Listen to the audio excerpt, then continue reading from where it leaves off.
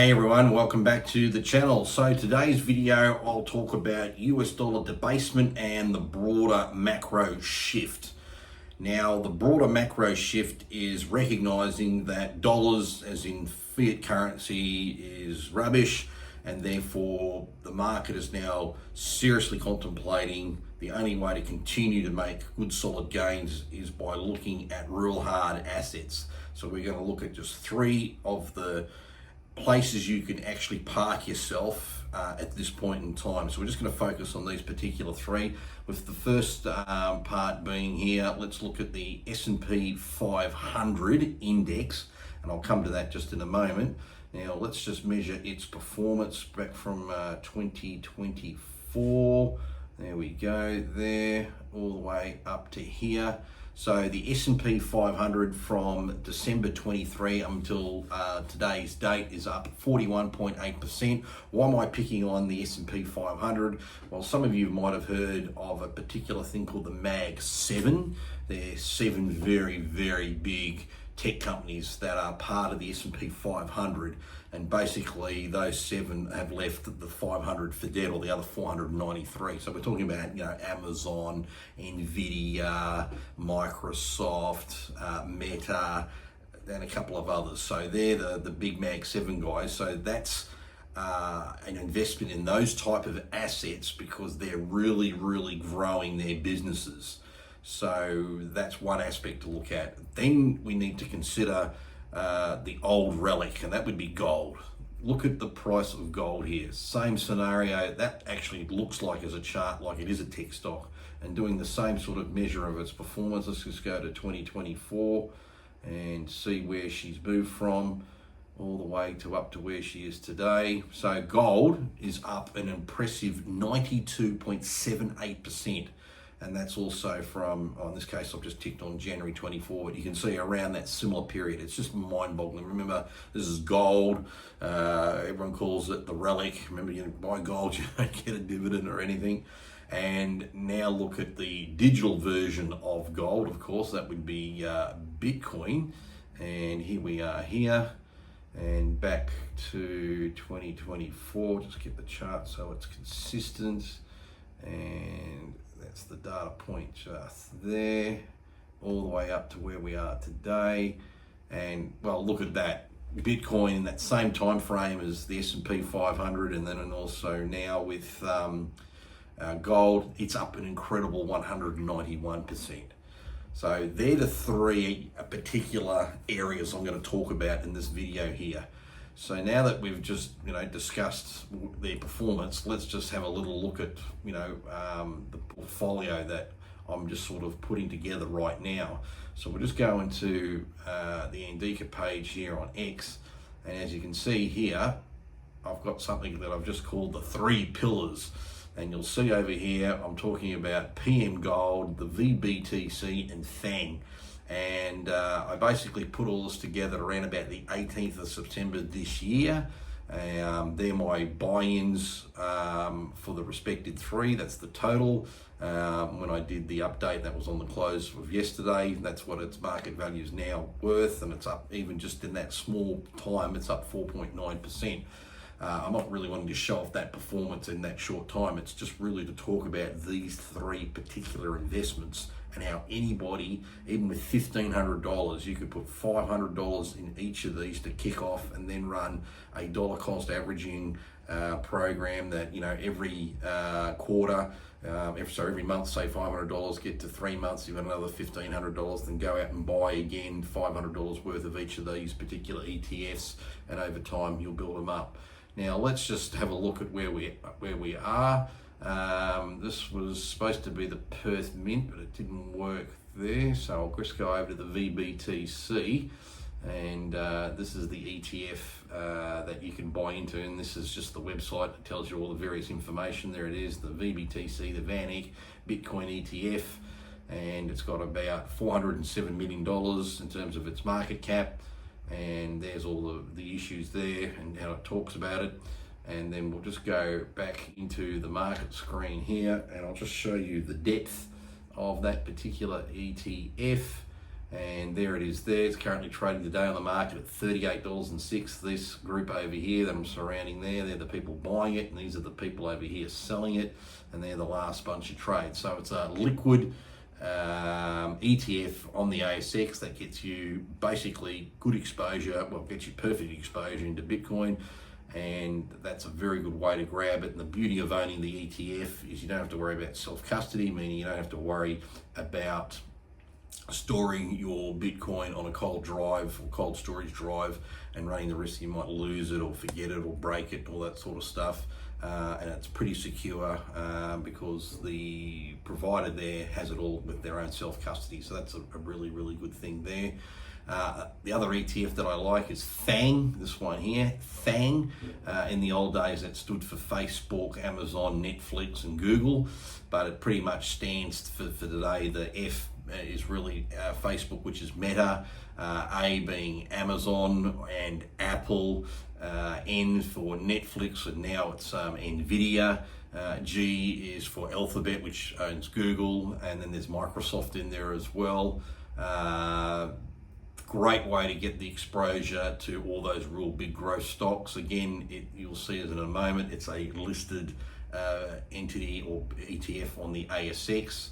Assets under management here, it's essentially got a market cap of $1.5 billion, so it's well supported. And we can go into here and we just type in FANG, and there she is there, and it's currently at $35.86. It's down 12 cents a day. Again, they're the people buying it just in that section there. These are the people selling it. There's the last couple of trades.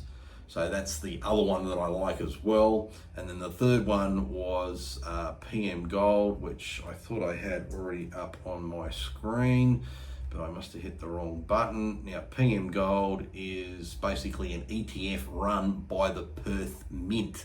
That's right, the Perth Mint run this one. So here it is here. It's a gold structured product. That's its code, PM Gold. And essentially, for every unit or say share you buy, every 100 of them is equal to 1 ounce of gold in Aussie dollars.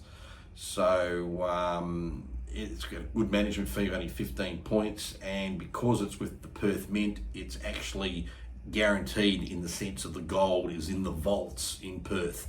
Not vaults in London or New York or Shanghai or anywhere else. It's actually in Perth at the Perth Mint, and they guarantee that the gold that this particular entity owns is there as well. And you can actually redeem the units for this if you chose and actually get physical gold. There would obviously be some sort of a little cost incurred on doing that.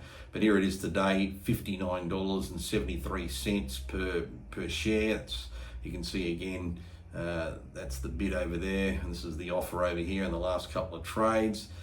So there's three very, very good investments you can make that will give you that good exposure straight away. And so it's PM Gold, the VBTC. Now there are other Bitcoin ETFs. I've just picked them because I've just got a familiarity with them. There are other ones, and they all charge the same management fee.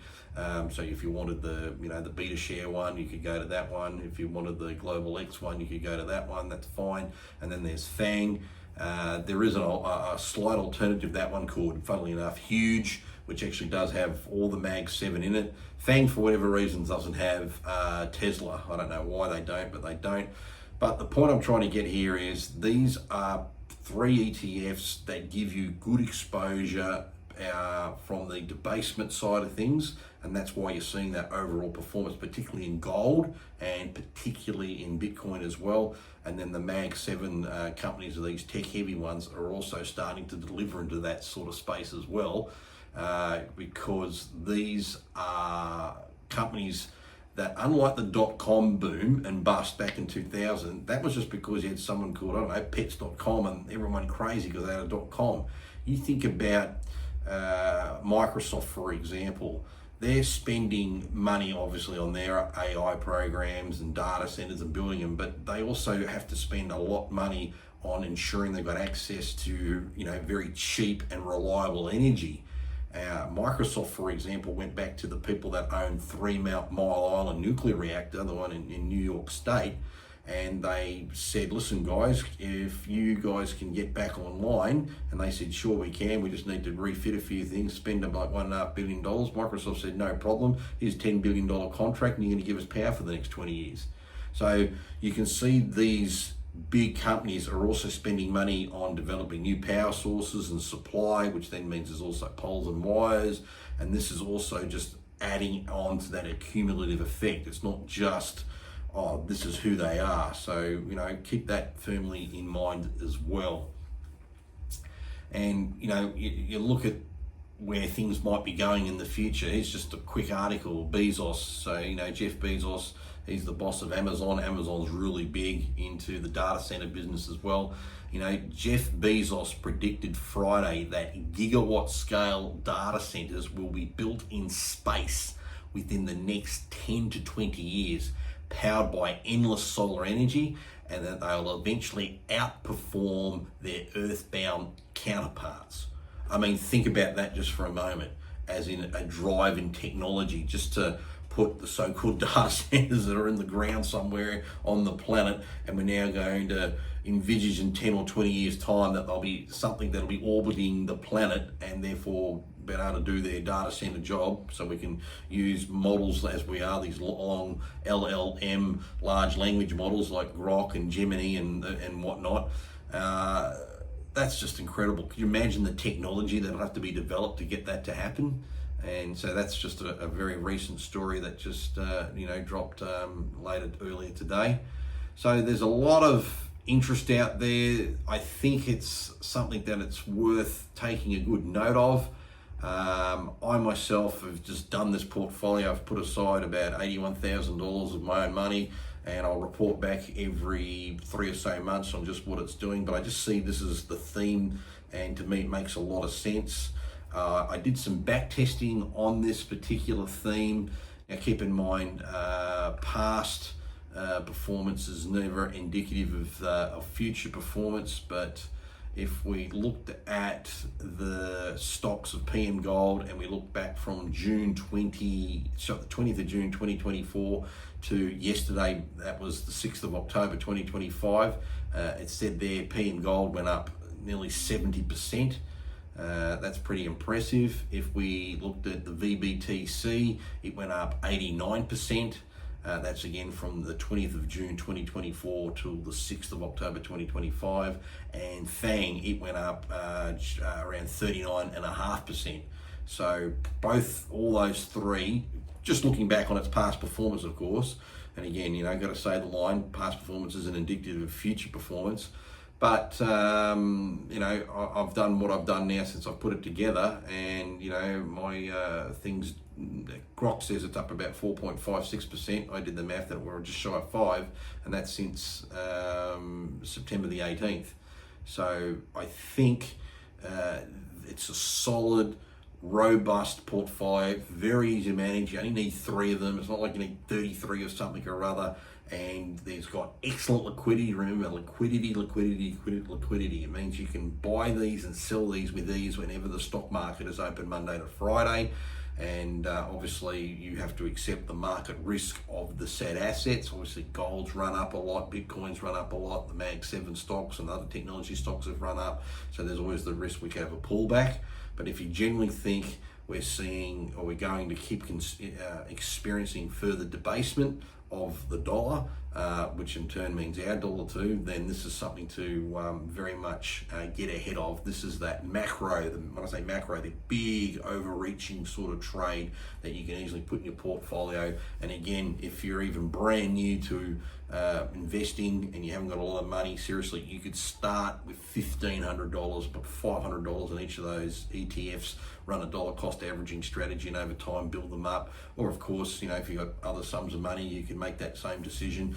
I haven't bothered trying to temperament the weightings, like make X percentage more into gold versus Bitcoin versus FANG. I've just done a straight out a third. So I didn't put much more thought than that, because I'm just trying to keep it nice and easy.